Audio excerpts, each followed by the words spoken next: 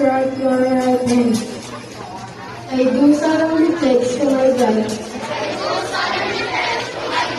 to my country, and to my alma mater, my utmost faith, patriotism, and loyalty during my lifetime.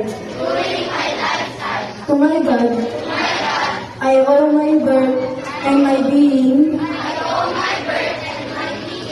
under His divine inspiration and guidance. I resolve to live a Christian life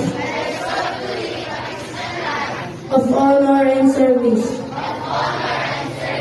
To my country, I owe my nationality, and I promise to